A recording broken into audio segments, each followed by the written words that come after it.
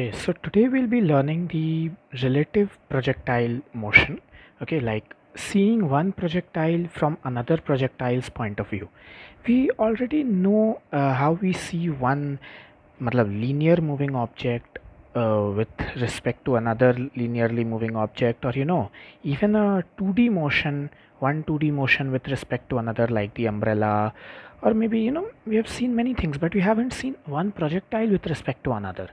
So what we'll do is we'll do two simple normal projectiles that you know the normal ones, u1 alpha 1, u2 alpha 2 angle of projections hai, alpha 1 and alpha 2, u1 and u2 are the projection velocities. This one is the first projectile, this one is the second projectile. Now we will see how does it look to sit on one projectile and look at the other. Okay, so what we do, we will be dividing both the projectiles into each of them into two linear ones. Okay, into two linear motions. तो इसका एक इस direction में break, इस direction में break, इस direction में break, इस डायरेक्शन में ब्रेक, और फिर टू डायरेक्शंस में ब्रेक करके एक्स एंड वाई डायरेक्शंस में we will be finding out x and y directions में देर, क्योंकि हम लोग को पता है ना, एक लीनियर मोशन को दूसरे लीनियर मोशन से देखने का हम लोग को पता है तरीका, तो हम लोग क्यों नहीं इन दोनों को लीनियर मोशंस में ही ब्रेक करके टू सेपरेट डायरेक्शंस में देख लें. So will be doing that only. तो हम एक्स डायरेक्शन में अगर बात करें तो मेरा a1x for this in the x direction acceleration is 0, in similar for this a2 in x direction will be 0 because there's no acceleration in the x direction, you can see. And in the y direction for this system there is a downward acceleration g, so minus g. Similarly for this a2y is equal to minus g. For this one the u1 in the x direction is u1 cos alpha 1, and for this one u2 cos alpha 2, and in the y direction the initial velocity is u1 sin alpha 1, and for u2 y it is u2 sin alpha 2. Okay, now let's say we sit on the second particle. Okay, let's say we sit on the second particle. So if we sit on the second particle, the second particle becomes stationary for us, and we'll be looking at everything as if we are looking at u12. there we'll see a separate particle only. now we'll not see one actually. हम लोग 2 से बैठ के 1 को नहीं देखेंगे, हम लोग 2 से बैठ के 1 विथ रिस्पेक्ट टू 2 देखेंगे. Okay, so 1 with respect to 2 का मतलब हम लोग एक्स एंड वाई डायरेक्शंस में अब देख लेते हैं. तो जैसे ये सेकंड पार्टिकल है, ये फर्स्ट पार्टिकल है, तो जब हम लोग यहाँ बैठ गए ना, तो ये u2x जो है इन एक्स डायरेक्शन, अभी सब चीज़ का बात करते हैं पहले. तो इन एक्स डायरेक्शन सबसे पहले तो इस पार्टिकल का मेरे को वेलोसिटी अब क्या दिखने लगेगा, u1x minus u2x, that will be u12x. Okay, अब एक्स डायरेक्शन में एक्सेलरेशन तो कुछ है नहीं दोनों का, तो वो तो ज़ीरो ही रह जाएगा फाइनल वाले में भी, जो हमको a12x तो ज़ीरो ही रहेगा.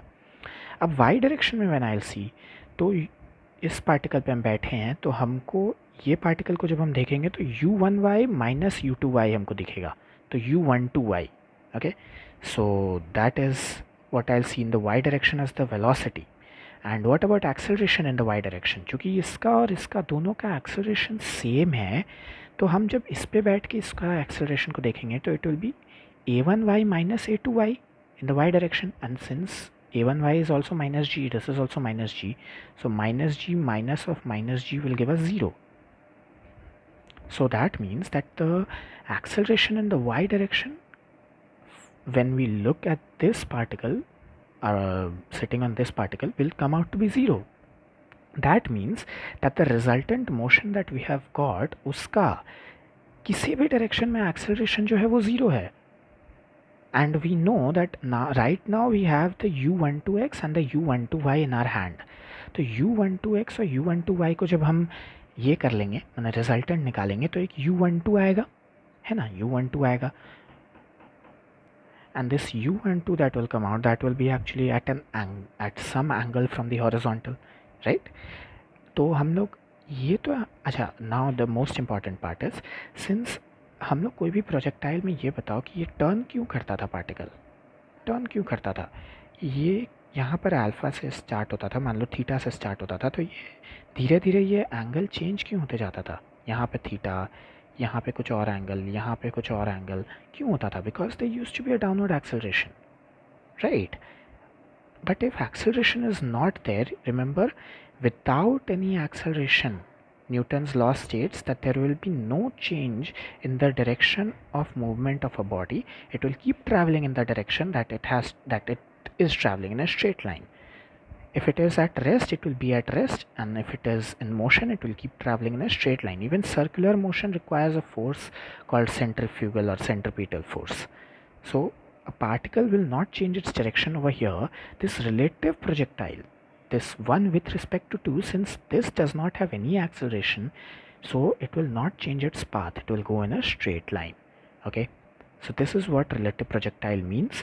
And tan theta का अगर हमसे वैल्यू पूछा जाए, ये थीटा का वैल्यू, तो ये कितना होगा, u12y जो निकाले थे divided by u12x, that will give us the tan theta. Absolutely. Now this is the question that we'll be doing. Now this question, what does it ask us to do? It has given us two projectiles. One is projected at an angle of 30 degrees with a speed of 60 meters per second. The other is projected at an angle alpha with a speed of 50 meters per second. It is said that the particles collide in air. What should be the angle of projection for the second particle for this to happen? So how do we solve this question? देखो, हम लोग मान लो किसी भी एक particle पे बैठे, मान लो let's suppose if we sit on this particle. Okay, तो हम जब इस पार्टिकल पे बैठ के इस पार्टिकल को अब देखेंगे तो ये पार्टिकल तो रेस्ट पे आ जाएगा, है ना. No, but I will not sit on this particle actually. Why not, मतलब it's convenient for me to sit on this particle and solve the question. Okay, because I have to find out is particle ka alpha. I would try not to change this one and keep this one as my reference point. Okay, so let's say if I sit on this one, तो हम मेरे लिए ये rest पे आ गया. अब ये particle को यहाँ तक रीच करना होगा क्योंकि ये यहाँ से हिलेगा ही नहीं. तो मेरा जो यहाँ पर जो एक रिलेटिव प्रोजेक्टाइल बनेगा उसको यहाँ पर रीच करना है, यहाँ पर इस एग्जैक्ट पॉइंट पर. तो how will that happen? Let's suppose हम एक्स एंड वाई डायरेक्शंस में डिवाइड कर देते हैं. तो 60 cos 30 will give me cos 30 is √3/2, तो 30 √3 एंड √3/2. हाँ, एंड दिस विल बी 30, और इसका हम बोल सकते हैं 50 sin अल्फ़ा एंड इधर 50 cos alpha.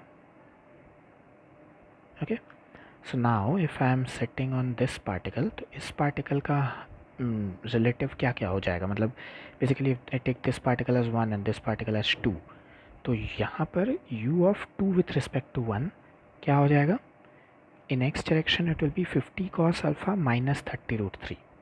50 cos alpha minus 30 √3.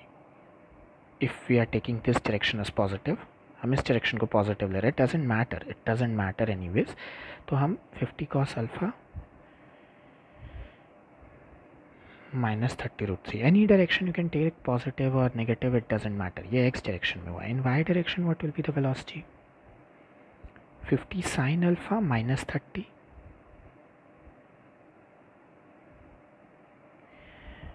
Okay, so there's a mistake over here. The thing is कि हम लोग माइनस करते हैं ना, इसका वेलोसिटी माइनस इसका वेलोसिटी, एंड चूँकि ये अपोजिट डायरेक्शन में है टू दिस, तो इसलिए ये माइनस 30 √3 हुआ, एंड माइनस करेंगे तो यहाँ प्लस हो जाएगा. Okay, it will B A plus. So 50 cos alpha plus 30 √3 हो जाएगा, क्योंकि 50 cos alpha minus of minus 30 √3, and यहाँ पर तो दोनों सेम डायरेक्शंस में है. तो 50 sin alpha positive minus of positive 30, तो that is absolutely right. Now अब ये कुछ सेटअप कुछ ऐसा हो जाएगा कि ये पार्टिकल 1 इधर ऐसा स्टेशनरी हो गया, पार्टिकल 2 को हम इधर से देख रहे हैं.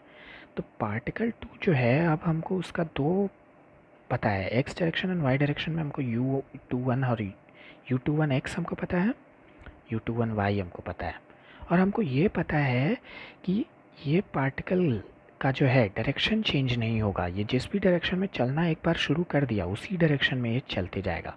क्यों? क्योंकि नेट एक्सेलरेशन तो ज़ीरो हो गया इस पार्टिकल के लिए, अब ये रिलेटिव के लिए, क्योंकि जी दोनों के लिए जी था, तो a21y जब किए तो a2 माइनस a1y यानी minus g minus of minus g यानी ज़ीरो. तो यानी कि इस पार्टिकल को अगर इधर तक पहुंचना है और स्ट्रेट लाइन में ही ट्रैवल वो कर सकता है, because it can not change its direction due to lack of acceleration, तो उसको एक ही पाथ बनता है, ध्यान से देखो, बस यही एक स्ट्रेट लाइन है that it has to travel.